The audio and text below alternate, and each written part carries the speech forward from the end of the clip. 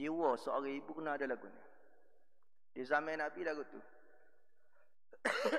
Nusaibah binti Ka'ab ni wanita pertama masuk Islam waktu Nabi pergi Madinah.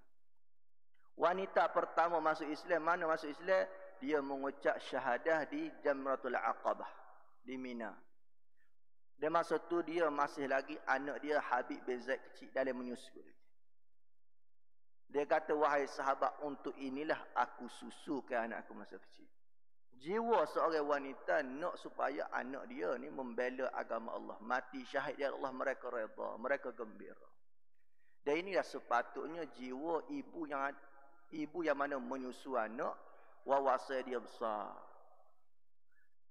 Syekhul Hadis Maulana Zakaria dia kata, sesiapa yang menyusukan anak dia dengan niat supaya nak anak tadi besar, belajar cerdik, pandai bab dunia, boleh tolong dia masa depan, maka Syekh Zakaria kata, orang ni dia tidak dapat sahih di akhirat. Tak dapat bahagia di akhirat. Dunia dia dapat. Kerana itu niat dia. Nak supaya anak berjaya jadi doktor, jadi apa, maka masa depan boleh tolong mak pak dia. Tu je niat. Ini dia kata tidak ada beza dengan ahlul batil. Orang kafir pun lagu ni. Orang kafir dia susu anak yang kecil pun. Tujuan dia anak dia berjaya dunia, masa depan boleh tolong dia. Orang Islam wawasan besar.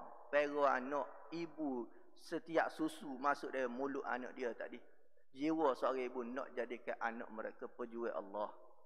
Orang yang menegakkan agama. Ini yang kena ada dalam hati jiwa seorang ibu.